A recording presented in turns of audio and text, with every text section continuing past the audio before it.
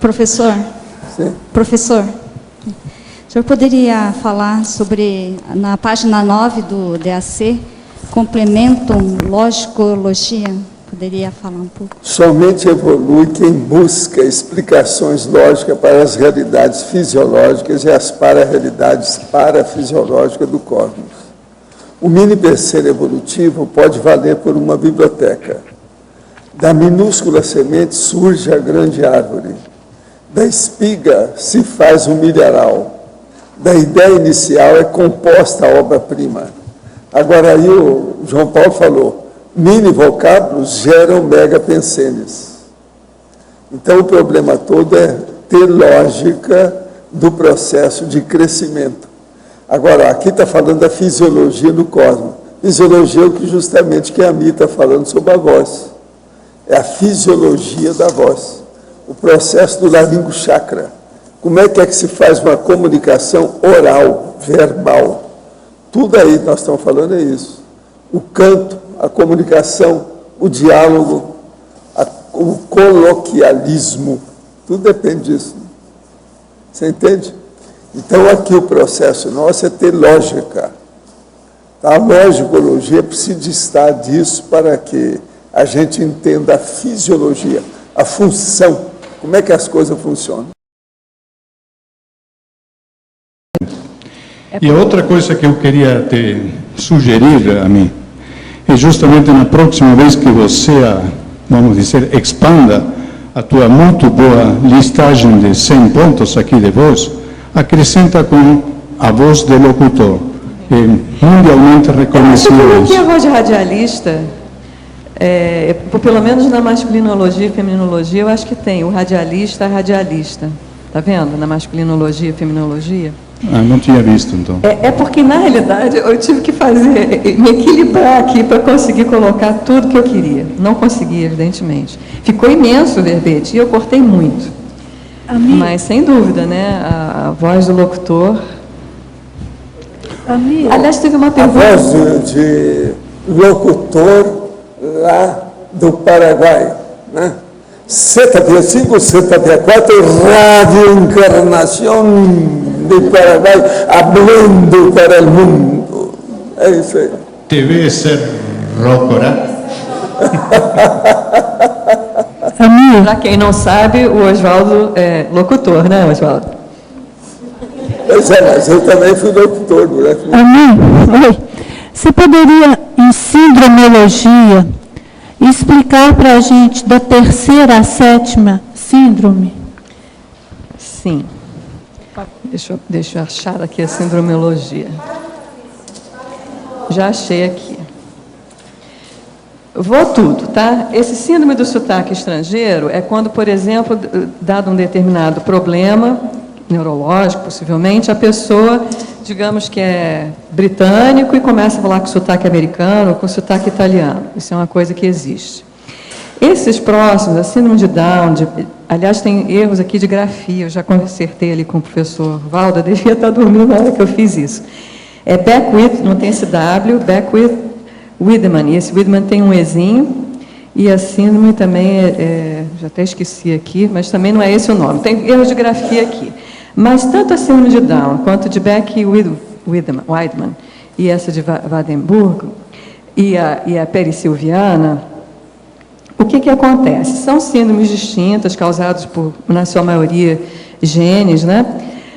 Mas elas sempre vão gerar algum tipo de distúrbio de aprendizado, ou de leitura, ou de articulação, atraso na linguagem, alguns dão problema de surdez. Então, todos os problemas que não são os mesmos em cada uma dessas síndromes, eu posso até te dizer, ler o que é cada uma, mas a síndrome de Down todo mundo sabe o que é, né?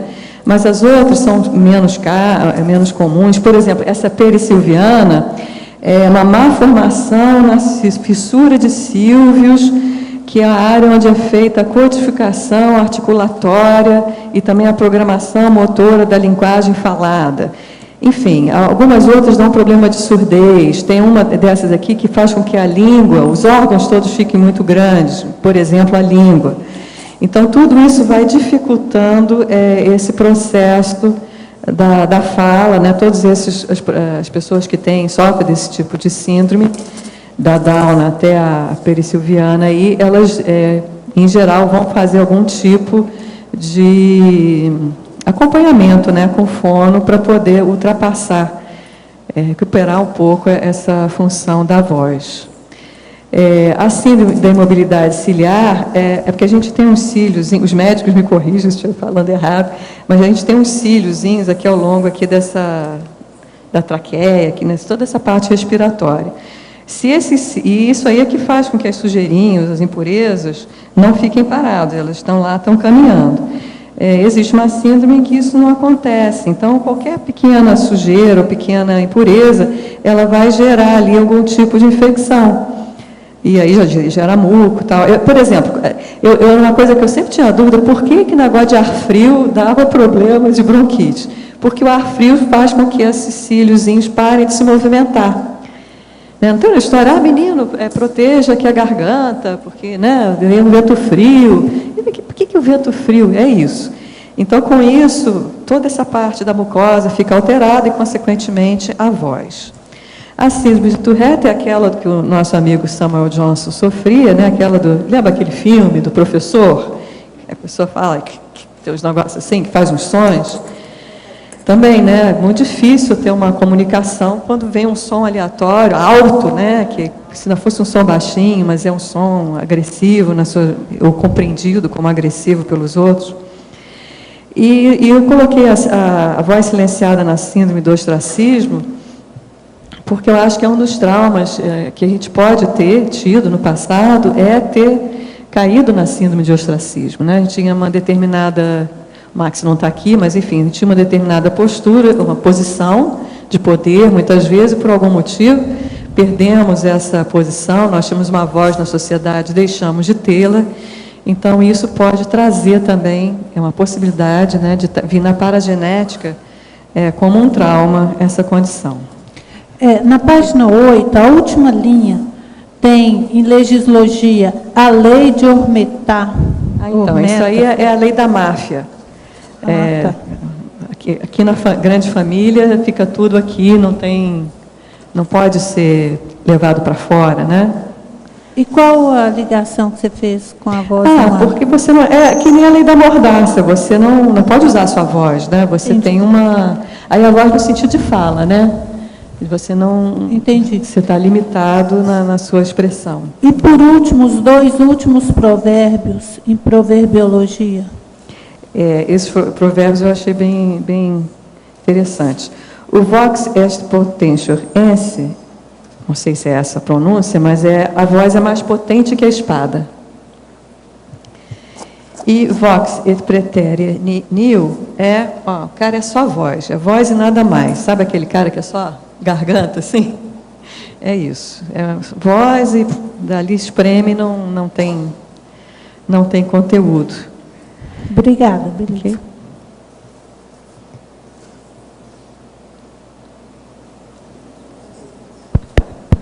Amigo, aqui no ar. Pegando uma carona no que foi discutido aí sobre sotaque, uma sugestão que eu ia te fazer é que desse mais ênfase para o sotaque, porque eu acho que ele modula bastante, ou caracteriza um pouco o Alpensene do que está sendo dito, ou da voz da pessoa.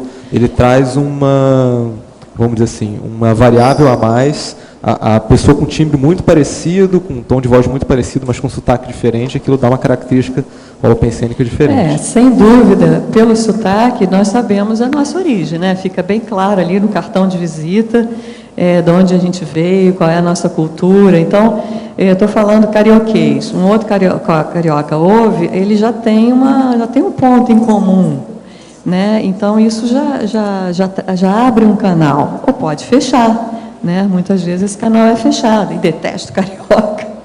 Show, né? Então, sem dúvida, essa questão do sotaque, é como o Oswaldo falou, mas não tem jeito. É uma coisa geográfica, né? À medida que a gente vai se encaminhando para outras localidades, se você ler um livro sobre essa questão de língua, você vai ver que só porque está num morro, a mesma sociedade, que vai para o alto do morro, uma outra que está mais baixo, aquilo já faz alterações no sotaque. Então, Não tem como você ver a Filipina, né? É um espanhol perdido lá. Não tem nenhum outro povo falando espanhol em volta. Então, de alguma maneira, eles ficaram ilhados, digamos assim, né? Então, isso vai mudando mesmo. E não tem jeito. Enquanto a gente não tiver o tal do universalismo, a gente vai estranhar o sotaque alheio, né? Nós esperamos agora mais o seu sotaque aqui, com mais 100 verbetes pela frente. Com voz. Tá certo? Foz do Iguaçu tem energia. A energia das nossas águas, dos nossos ventos, das nossas matas e animais. A energia de nossa gente, de nossa história, de nossa diversidade. Dia e noite, Foz é energia. A escolha ideal para materializar uma iniciativa pioneira no planeta. Uma comunidade voltada à pesquisa da consciência de modo integral, considerando as bioenergias, as vidas anteriores, as múltiplas dimensões e seus diversos veículos de manifestações, além do corpo físico. Estamos falando da conscienciologia, ciência proposta pelo pesquisador independente, autor e professor Valdo Vieira. Uma abordagem que conquistou reconhecimento internacional, trazendo a consciência ao universo científico na condição desafiadora de observador e, ao mesmo tempo, objeto das experiências. Assim surgiu o embrião da futura Comunidade Permanente de Pesquisadores da Consciência, o CAEC, Centro de Altos Estudos da Conscienciologia, fundado em 1995 na região do Tamanduazinho. Hoje, aquela área recebe oficialmente em Foz o nome de Cognópolis, o bairro do conhecimento, e recebe conscienciólogos de várias partes do mundo. Um grande polo atrator de intermissivistas, aqueles que estudaram em cursos especializados para cumprir as programações de vida com que se comprometeram antes de seu nascimento nesta dimensão física. O CAEC foi o primeiro e continua sendo o mais importante complexo de pesquisa na Cognópolis de Foz do Iguaçu. Ele abriga a holoteca, com centenas de milhares de livros e artefatos do saber. O patrimônio científico da holoteca é oferecido à comunidade de Foz do Iguaçu de maneira pública e gratuita. Também lá se encontra o Holociclo, que reúne os voluntários que se dedicam à linha de produção da Enciclopédia da Conscienciologia, trabalho coordenado pelo professor Valdo Vieira, que já rendeu a publicação de mais de 8.000 páginas. Em 19 de setembro de 2008, a Holoteca ganhou o projeto de sua nova casa das mãos do renomado arquiteto Oscar Niemeyer. Assim, o Mega Centro Cultural Holoteca será construído na Avenida Maria Bubiaque, ao lado do CAEC. Atualmente, o projeto está em levantamento de recursos para a elaboração do memorial descritivo, o que é necessário para sua aprovação pela Lei Rouanet. No Tertuliarium, diariamente, do 12h30 às 2h30, o professor Valdo Vieira aplica seu curso de longo curso, aberto e sem pré-requisitos a todos os interessados, que podem participar presencialmente ou pela internet. O CAEC, porém, não é o único complexo ali presente e a Cognópolis continua a crescer. O plano diretor para o bairro é formado por extensa área de preservação ambiental, condomínios residenciais e um centro empresarial e de convenções. O Discernimentum, que reúne organizações conscienciológicas de voluntariado e empresas de serviços. Muita gente não sabe, mas tudo isso foi e está sendo construído com a força do voluntariado. A Enciclopédia da Conscienciologia e o Mega Centro Cultural Holoteca compõem o eixo central da programação de vida da maioria dos intermissivistas que moram em Foz do Iguaçu.